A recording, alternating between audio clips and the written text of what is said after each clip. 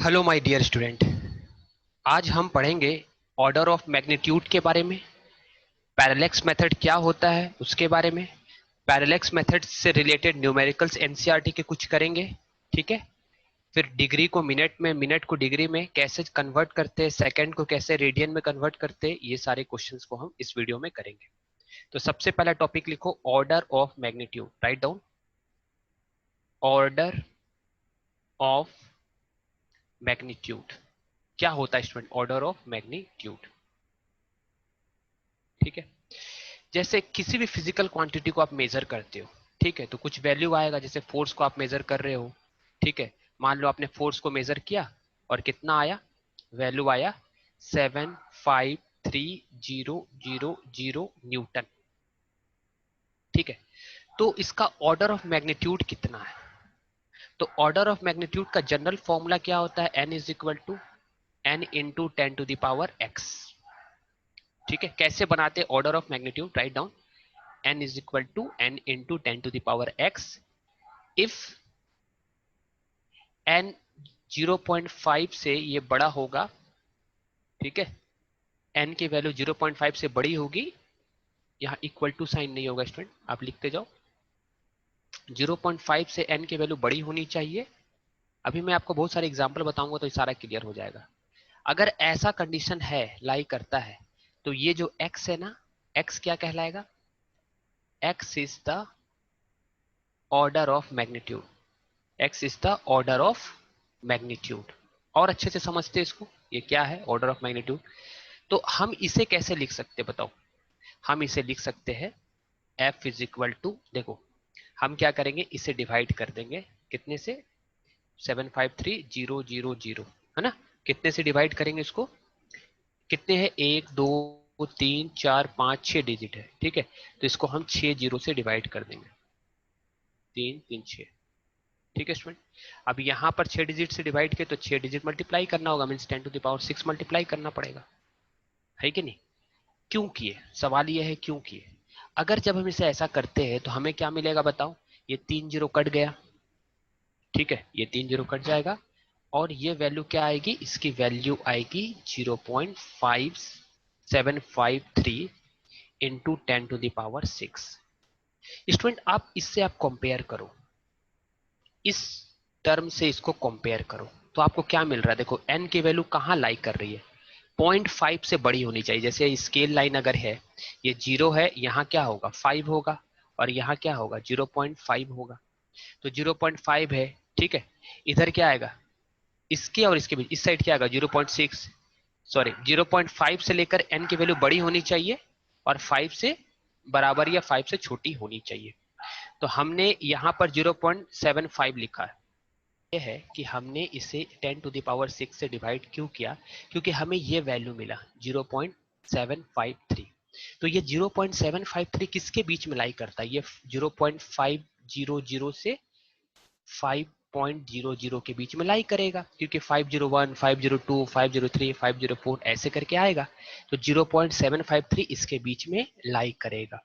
तो हमने ऐसा n की वैल्यू को बनाना है, ऐसे लिखना है वैल्यू को, सुन लो ध्यान से, ऐसे लिखना है कि वो इसके बीच में लाई करे। बहुत सारे एग्जांपल कराएंगे, आप यहां तक नोट कर लो पहले। अगर ऐसा हम लिख सकते हैं तो हम क्या कहेंगे स्टूडेंट? ये जो आपको 6 दिख रहा है ना, ये 6 ही क्या होगा? इसका ऑर्डर ऑफ मैग्नीट्यूड। तो यहां पर ऑर्डर ऑफ मैग्नीट्यूड कितना हो गया?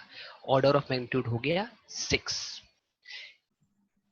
स्टूडेंट आप इसको नोट कर लो। यहाँ पर देखो एक छोटा सा, ये मैंने यहाँ गलती से लिख दिया है, यहाँ पर 0 होगा। ठीक है, 0 के बाद 0.5 आता है ना, मैं भी यहाँ पर होगा 0.5 और 5 यहाँ होगा, तो इसके बीच में ही तो लाइक करेगा कहीं पर। कौन? 0.753 इसके बीच में लाइक करेगा।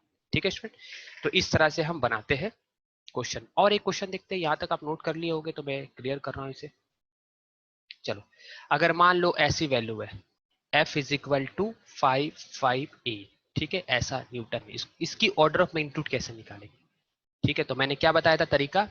देखो आप, इससे पहले मैंने तरीका क्या बताया था? वो वैल्यू आपको याद रखनी है। कौन सी वैल्यू? ये वाली 0.5 से लेकर के 5 तक। ठीक है, तो मैं इसको फिर से लिख दे रहा हूँ। इसकी मैग्नीट्यूड क्या थी, 0.5 से लेकर के n की वैल्यू जो होगी 0.5 से लेकर के ये 5 से कम होगी, यहां तक ऐसे लाई करेगी। ठीक है स्टूडेंट। अगर क्वेश्चन था f इज इक्वल टू 5, 5, 8, इसकी ऑर्डर ऑफ मैग्नीट्यूड कितनी होगी ये हमें निकालनी है। तो हम क्या करेंगे, देखो 5.58 तो नहीं ले सकते क्योंकि 5 तक ही लेना है, 5 के बराबर या 5 तक ही लेना है। तो 5.58 अगर लेंगे तो 5 से बाहर चला जाएगा, इसलिए हमें इसको क्या करना पड़ेगा, 1000 से डिवाइड करना पड़ेगा। तो हम 1000 से डिवाइड करेंगे तो 1000 से मल्टीप्लाई भी करना पड़ेगा। 1000 मतलब क्या, 3 जीरो नीचे तो 3 जीरो ऊपर। 10 का पावर 3 का मतलब क्या होता है, एक लिख करके 3 जीरो, है कि नहीं। तो इसकी वैल्यू क्या आ गई, इसकी वैल्यू आ गई, जब इससे इसको डिवाइड करेंगे तो ये मिलेगा 0.558 इंटू 10 टू द पावर 3।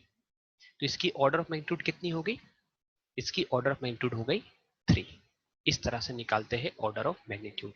ठीक है स्टूडेंट। तो आपको ये चीज समझ में आ गया होगा ऑर्डर ऑफ मैग्नीट्यूड कैसे निकालते। मैंने 10 के पावर 2 से क्यों नहीं डिवाइड किया, क्योंकि 2 से डिवाइड करते तो 5.58 आता। क्या n इसके बीच में लाई कर रहा है, n की वैल्यू तो देखो 0.5 से लेकर 5 के बीच में होनी चाहिए। तो ये तो 5.58 इसके बाद आ जाएगा ना, इसलिए हमें 3 जीरो से डिवाइड करना पड़ा। एक और क्वेश्चन लेते हैं स्टूडेंट। मान लो अगर हमारे पास 0.99 न्यूटन है फोर्स, कोई भी फिजिकल क्वांटिटी हो सकता है, प्रेशर हो सकता है, कोई भी फिजिकल क्वांटिटी की ऑर्डर ऑफ मैग्नीट्यूड आप निकाल सकते हो। तो इसको कैसे लिखेंगे, तो हमारा जो वैल्यू क्या था 0.5 से लेकर n की वैल्यू कितनी होती थी, 5 के बीच में होती थी। तो 5.5 से बड़ी होनी चाहिए।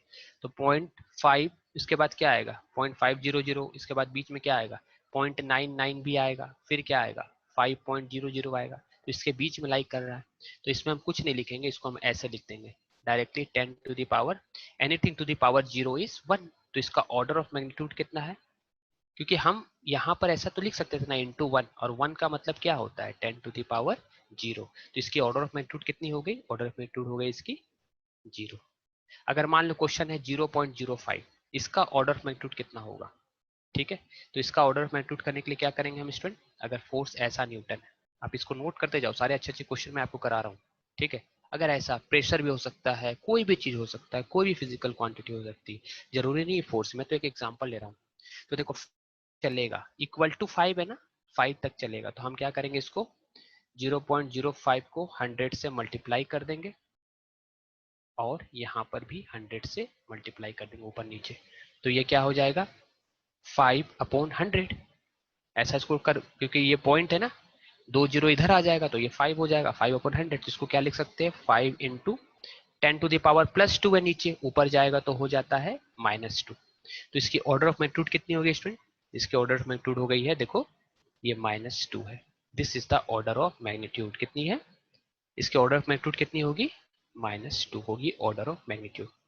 ठीक है स्टूडेंट। चलो अब करते हैं हम नया, नेक्स्ट टॉपिक है हमारा, यहाँ तक आप नोट कर लिए होगे तो मैं डिलीट कर रहा हूँ इसे। चलो नेक्स्ट टॉपिक है हमारा, write down measurement of length, measurement of length, write down measurement of length by direct method, by direct method.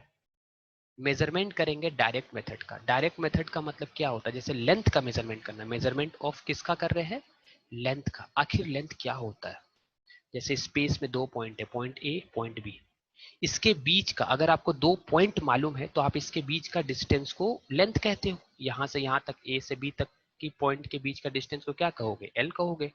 Length actually में है क्या, अगर आपको दो पॉइंट मालूम है तो उसके बीच का डिस्टेंस आप निकाल सकते हो, और वही डिस्टेंस को ही क्या कहते हैं, लेंथ कहते हैं। बहुत इंपॉर्टेंट बात है, आपको दोनों पॉइंट मालूम होनी चाहिए।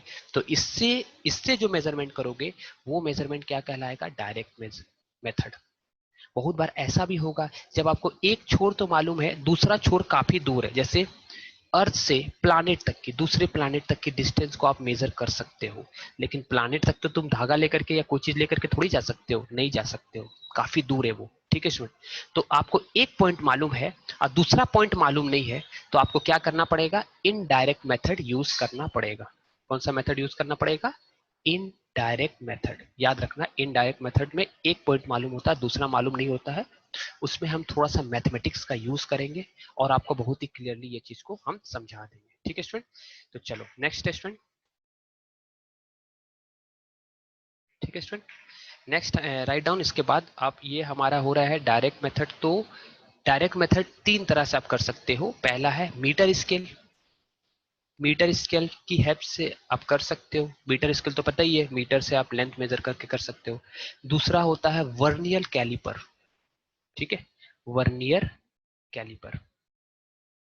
ठीक है, ये आपको स्कूल में आपके प्रैक्टिकल में लैब में ये सारी चीज करवाई जाएगी। मेजरमेंट कम एमएम को भी, 0.01 एमएम को भी आप मेजरमेंट कर सकते हो। तो आप तीसरा होता है स्क्रू गेज। स्क्रू गेज, इसकी भी हेल्प से आप, ये सारे मेजरमेंट किस में आते हैं स्टूडेंट? ये सारे मेजरमेंट आते हैं डायरेक्ट मेथड में। डायरेक्ट मेथड में आपको क्या मालूम होता है? फर्स्ट पॉइंट और लास्ट पॉइंट आपको मालूम होता है। ठीक है, अब हम पढ़ेंगे इनडायरेक्ट मेथड। ठीक है स्टूडेंट, आप कॉपी कर लो यहां तक। ठीक है स्टूडेंट, चलो टॉपिक लिखो, indirect method of. Indirect method से हम कैसे लेंथ को मेजर करेंगे, इनडायरेक्ट मेथड से लेंथ का मेजरमेंट कैसे होता है। ठीक है स्टूडेंट, तो सबसे पहला टॉपिक लिखो ट्रायंगुलर मेथड। सबसे पहला है ट्रायंगुलेशन, ट्रायंगुलेशन मेथड। ठीक है स्टूडेंट, ट्रायंगुलेशन मेथड के बारे में हम पढ़ेंगे। तो इसमें क्या है, देखो, जैसे ये एक बहुत बड़ी हाइट है, ठीक, और ये एक पहाड़ है, मतलब एक ट्री है, चाहे कुछ भी है, एक माउंटेन है, और इससे कुछ दूरी पे आप खड़े हो, यहां पर काफी दूरी पे आप खड़े हो। आपको इसकी हाइट मेजर करनी है। तो आप इसकी हाइट कैसे मेजर करोगे स्टूडेंट? तो इसके लिए एक इंस्ट्रूमेंट होता है जिसको बोलते हैं सेक्सटेंट। ठीक है, ये इंस्ट्रूमेंट क्या होता है जिससे हम, ठीक है, एंगल ऑफ एलिवेशन निकाल सकते हैं। ये एक इंस्ट्रूमेंट है स्टूडेंट, एक ऐसा इंस्ट्रूमेंट है जिससे आप एंगल ऑफ एलिवेशन निकाल सकते हो। मतलब यहाँ इसको अर्थ पे रखोगे और इस पॉइंट को टारगेट करोगे तो आपको यहाँ की एंगल निकल जाएगी। एंगल ऑफ एलिवेशन किसको कहते हैं स्टूडेंट? ये देखो मैं जो जोड़ रहा हूँ ना, इसे जो आपने 10th में पढ़ा था हाइट एंड डिस्टेंस में, ये एंगल आप निकाल सकते हो, थीटा, इसको बोलते हैं एलिवेशन। तो ये एक ऐसा इंस्ट्रूमेंट है जिससे हम क्या निकाल सकते हैं? Write down, angle of elevation. ठीक है स्टूडेंट, एंगल ऑफ एलिवेशन आप निकालते हो with the help of instrument sextant. ठीक है, अब देखो, अच्छा, आप कितनी दूरी पे उस पहाड़ से खड़े हो, ये जो हाइट है, इसकी हाइट आपको निकालनी है। अब तुम कैसे जाओगे यहाँ से, इसकी हाइट निकालना बहुत टफ प्रोसेस हो गया। लेकिन तुम ये तो मेजर कर सकते हो, लीनियर डिस्टेंस यहाँ से यहाँ तक कितनी है। मान लो ये डिस्टेंस अगर x है, ठीक है, आपके पास थीटा की वैल्यू है, तो आप टेन थीटा का फॉर्मूला क्या जानते थे? Tan theta is equal to perpendicular by base. ठीक है, थीटा के अपोजिट वाले साइड को क्या बोलते हैं? ये थीटा है, थीटा के जो जस्ट अपोजिट है उसको परपेंडिकुलर बोलते हैं। ठीक है, और जिस पर थीटा है उसको बेस बोलते हैं। तो h बाई एक्स, थीटा की वैल्यू मालूम है, थीटा की वैल्यू से पुट करेंगे, लॉग टेबल का हेल्प से हम ये वैल्यू निकाल लेंगे। h निकालनी रहेगी, x तो आप मेजर कर लोगे चल फिर करके। ठीक है, तो यहाँ पर बिना इनिशियल पॉइंट और फाइनल पॉइंट का हेल्प से ही आपने क्या निकाल दिया? इसकी हाइट निकाल ली, क्योंकि इस पे हाइट पे जाना थोड़ा इम्पॉसिबल चीज था, नहीं जा सकते थे, थोड़ा टफ था। तो आप ये ट्रायंगुलेशन मेथड भी यूज कर सकते स्टूडेंट। ठीक है, तो यहां तक आप नोट कर लो पहले।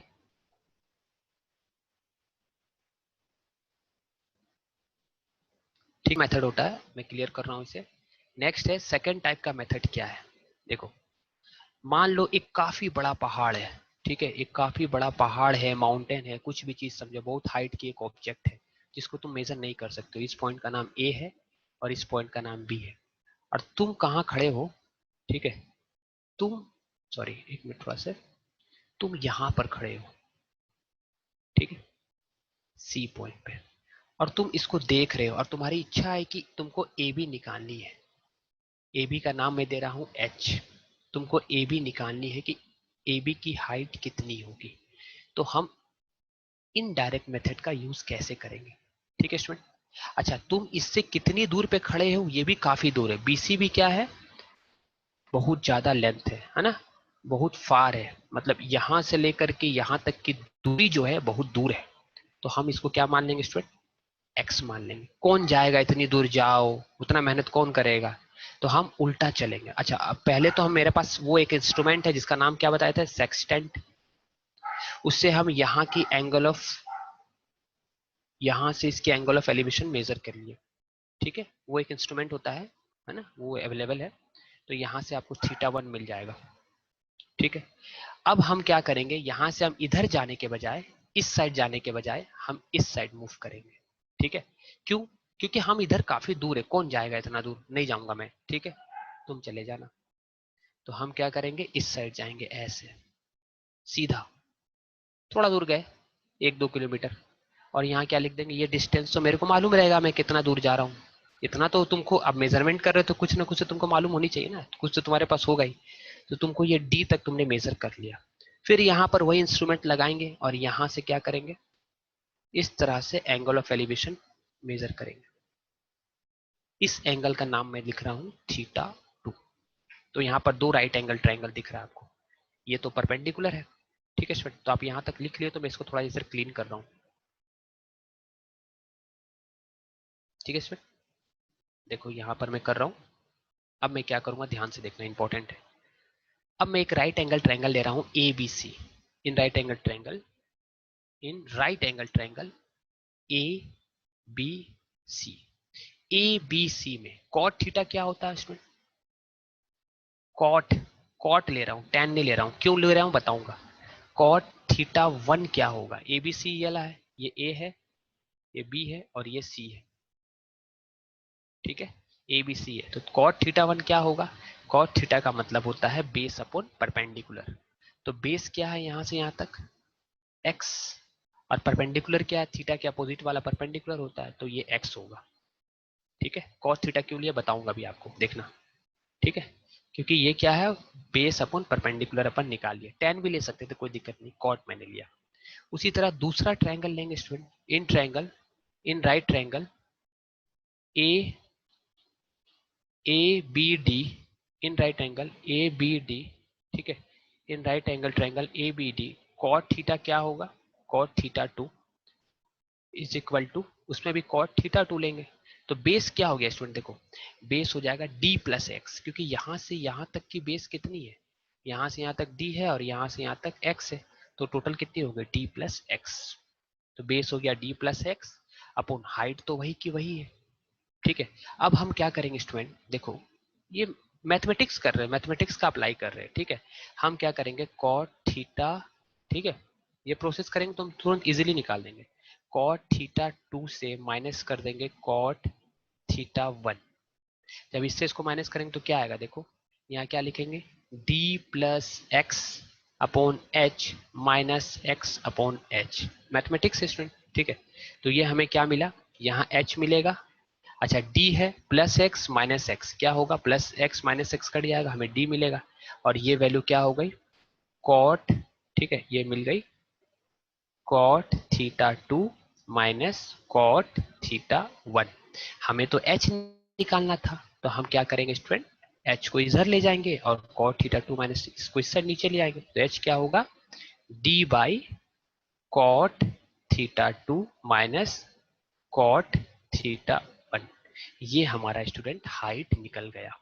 अगर काफी दूर पे खड़े हैं, मतलब तुम इस साइड जाना बहुत इम्पॉसिबल सी बात थी, तो तुम इस साइड भी तो जा सकते हो, तुम्हारे पास जितनी डी है, जितनी लेंथ की तुम्हारे पास मेजरेबल चीज है, मेजर कर सकते हो। ये डी की वैल्यू अगर मालूम है, सेक्सटेंट तुम्हारे पास है, तो ये θ1 θ2 तुम निकाल लोगे, इसकी जगह ये वैल्यू पुट करके एक न्यूमेरिकल वैल्यू हाइट इसकी मैथमेटिक्स से, ठीक है, ट्रिग्नोमेट्री का हेल्प से और ये सिंपल मैथमेटिक के हेल्प से हम इसे निकाल लेंगे। तो ये भी एक मेथड हो गया, ठीक है, क्योंकि थीटा को इजीली मेजर किया जा सकता है उस इंस्ट्रूमेंट से, है ना, क्या नाम था उसका, ठीक है स्टूडेंट। चलो यहाँ तक कॉपी कर लो आप।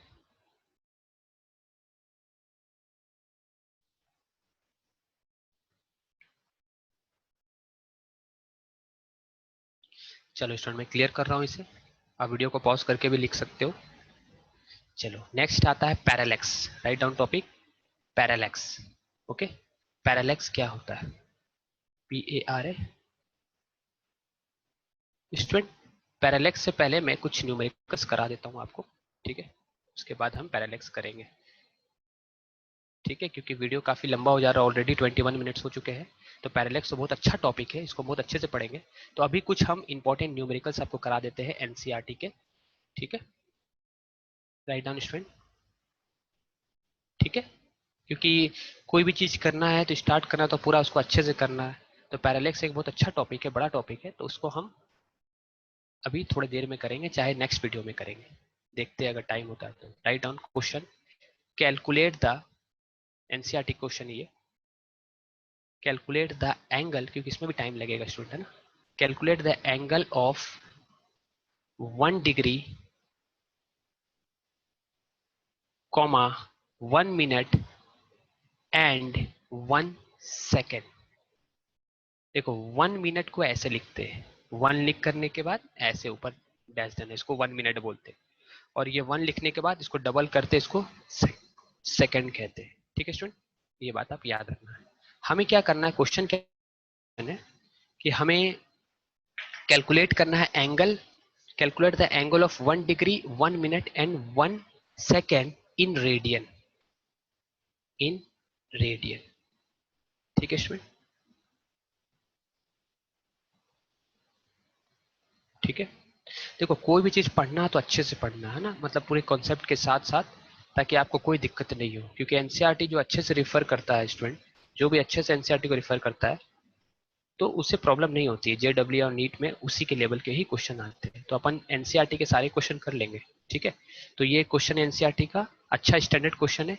1 डिग्री को, 1 मिनट को और 1 सेकेंड को आपको रेडियन में चेंज करना है। तो कुछ इंपॉर्टेंट चीज आपको याद रखनी पड़ेगी स्टूडेंट, ये तो आप याद ही कर लेना, लिख लो। 360 डिग्री का मतलब होता है 2 पाई। ठीक है, 360 डिग्री का मतलब क्या होता है, 2 पाई। तो 1 डिग्री का मतलब क्या होगा, 1 डिग्री का मतलब होगा 2 पाई बाई 360 रेडियन। 360 का मतलब, डिग्री का मतलब होता है 2 पाई रेडियन। ये बात आप याद रखना। ठीक है, 360 जैसे आप थोड़ा सा मैं विजुलाइज करा दे रहा हूँ आपको। ठीक है, जैसे 360 क्या होगा, ए यहाँ से घूम करके यहीं आया ऐसे, तो ये पूरा रोटेट किया तो एंगल कितना हुआ 360। और सरकमफ्रेंस कितना होता है 2 पाई, मतलब कितना एंगल, रेडियन कितना कवर किया 2 पाई। यहाँ से यहाँ तक पाई होता है 180 डिग्री, यहाँ से यहाँ क्या होता है पाई 180 डिग्री, 270 डिग्री, 380 डिग्री। ये बात आप बिल्कुल याद रखना, बहुत इंपॉर्टेंट है। ठीक है, ये तो अभी स्टार्टिंग इसलिए आपको बताया जा रहा है, आगे नहीं बताया जाएगा। तो 1 degree is equal to 2 pi by 3 radian. ठीक है स्टूडेंट, अब हम कन्वर्ट करते हैं एक एक करके। देखो सबसे पहला क्या है, सबसे पहला है हमारा 1 डिग्री। तो 1 डिग्री को आप रेडियन में कैसे कन्वर्ट करोगे, इसकी वैल्यू क्या आएगी, इसकी वैल्यू आएगी 2 पाई बाई 360। तो 1 डिग्री इज इक्वल टू 2 पाई, पाई को इससे कैंसिल करोगे तो 180 आएगा। अब इसको सॉल्व कैसे करेंगे, 3.14 होता है अप्रोक्सीमेटली, ये 180 हो गया। ठीक है स्टूडेंट, यहाँ पॉइंट हटेगा तो ये क्या हो जाएगा, 2 जीरो और आ जाएगा। तो आप देखो न्यूमरेटर कैसा है, 314/1800।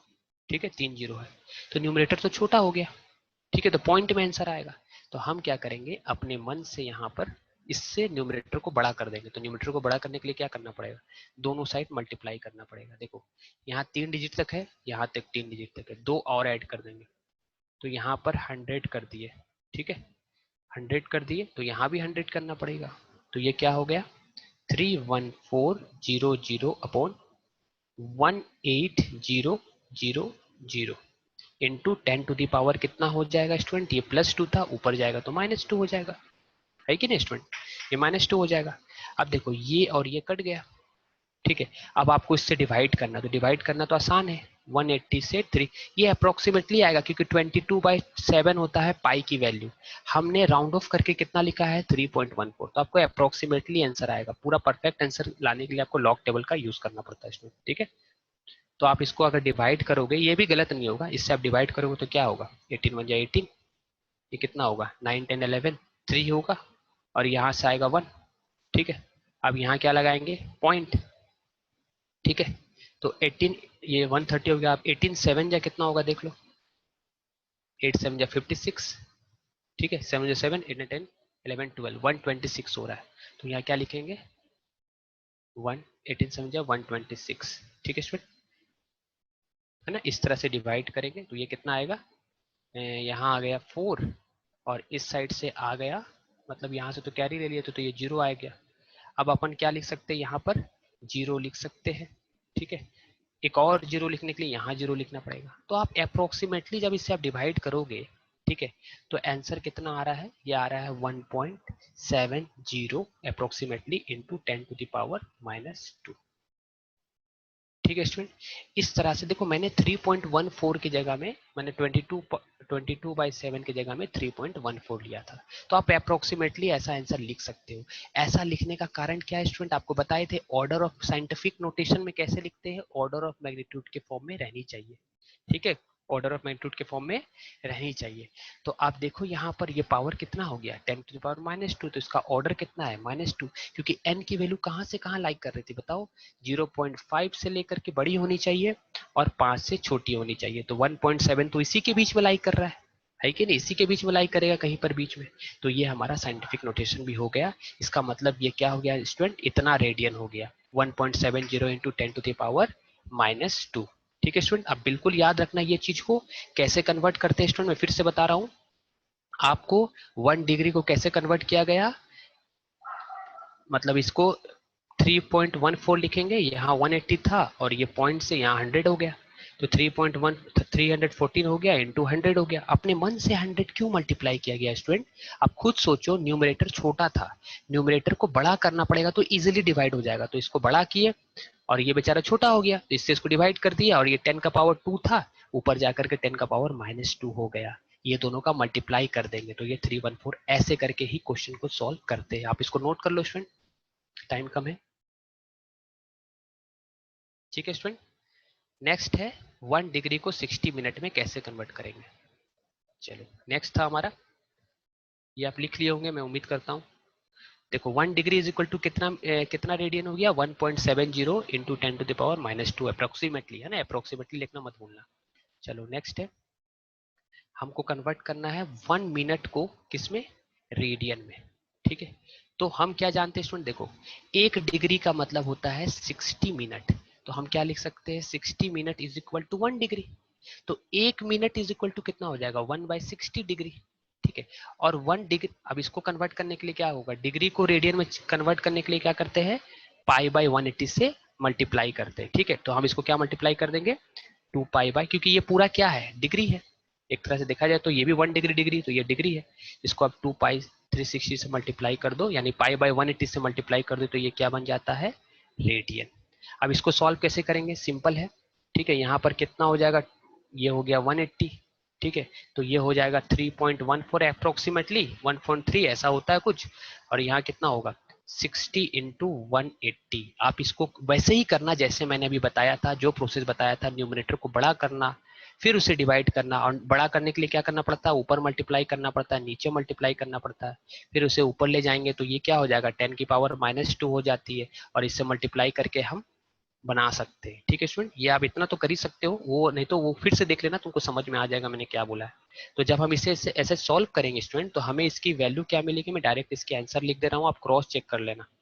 ठीक है, अप्रोक्सीमेटली आएगा। ठीक है, परफेक्ट तो नहीं आएगा क्योंकि कैलकुलेटेड है, कैलकुलेटर की हेल्प से अगर बनाएंगे तो ये कितना आने वाला है, ठीक है, π/60 इंटू 180 अगर आप करोगे तो ये अप्रोक्सीमेटली आएगा 2.91 इंटू 10⁻⁻4 रेडियन। ठीक है स्टूडेंट, इतना रेडियन हो गया, नोट कर लो जल्दी से। चलो लास्ट क्या था स्टूडेंट, लास्ट हमको कन्वर्ट करना था कि 1 second is equal to how much radian, ये एनसीईआरटी क्वेश्चन है, कितना रेडियन होगा कन्वर्ट करना। तो देखो 60 1 minute is equal to what, 1 minute is equal to 60 second, second को ऐसे लिखते हैं डबल लाइन, ये 1 मिनट है। ठीक है, तो 60 मिनट क्या हो जाएगा student, 60 minute is equal to 60 second is equal to 1 minute. तो 1 सेकेंड क्या हो जाएगा, यहाँ 1 सेकेंड इज इक्वल टू 1/60 का मिनट। ठीक है, अब मिनट को कैसे चेंज करेंगे, 1 minute is equal to what, 1/60 करेंगे यहाँ पर। ठीक है, फिर क्या करेंगे स्टूडेंट, है ना, अब ये मिनट में आ गया, फिर तुमको पता है थी कि मिनट को चेंज करने के लिए क्या करना पड़ेगा, इसको 1 minute is equal to 60 second, है ना, ये ऐसा कन्वर्ट कर लेंगे हम। ठीक है, चलो मैं इसको अच्छे से कर दे रहा हूँ, फिर से एक बार अच्छे से बना रहा हूँ। देखो अपने को कन्वर्ट करना था 1 मिनट को चेंज करना है, 1 सेकेंड को चेंज करना है रेडियन में। ठीक है, तो इसका आप मैं डायरेक्टली तुमको कन्वर्सन फैक्टर बता रहा हूँ। ठीक है, ये क्या है स्टूडेंट, इसको पढ़ते हैं 1 सेकेंड। ये तो आप याद ही कर लो, 1 सेकेंड इज इक्वल टू कितना होता है, रट लो, बहुत कम आएगा, 4.85 इंटू 10⁻⁻6 रेडियन। मैं इसको प्रूफ अभी कर दूंगा, ठीक है। ये आप बिल्कुल याद रखना कि 1 second is equal to how much, 1 second is equal to 4.85 into 10⁻⁻6 second. ये मैं आपको होमवर्क दे रहा हूँ स्टूडेंट, आपको खुद से बनाना है और कमेंट करके बताना है। इस वीडियो के डिस्क्रिप्शन में आपको ऐप मिलेगा जहां आपको सिस्टमेटिक नोट्स भी प्रोवाइड करा दी जाएंगी। अच्छा, आपसे नहीं बनेगा तो ये नेक्स्ट वीडियो में आपको फर्दर प्रोसीड कर दूंगा, क्योंकि ऑलरेडी टाइम हो चुका है स्टूडेंट। हमारा एम रहता है 30 मिनट्स का, लेकिन 32 मिनट्स 33 मिनट्स हो चुका है। आपको और भी अगर अच्छी सी वीडियो चाहिए तो इस वीडियो के डिस्क्रिप्शन में आपको ऐप मिलेगा, उस ऐप को आपको डाउनलोड करना है और उस पे आपको प्रॉपर नोट्स मिल जाएंगे, है ना, हैंड रिटन नोट्स भी रहेंगे, एमसीक्यू क्वेश्चन भी रहेंगे, ठीक है स्टूडेंट। तो आप अगर वीडियो अच्छा लगे तो लाइक और शेयर जरूर करना है, ठीक है। मैं एक बार ट्रिक लिख दे रहा हूँ शॉर्टकट, ताकि आप खुद से बना लेना। 1, ठीक है, 1 मिनट इज इक्वल टू क्या होता है, 1 minute is equal to 60 second होता है, यानी 60 डबल बार होता है, ठीक है। और 1 डिग्री इज इक्वल टू क्या होता है, 1 degree is equal to 60 minute, ठीक है स्टूडेंट। मैंने आपको स्टार्टिंग में बताया था ये सारा रिलेशन, ठीक है। Thank you.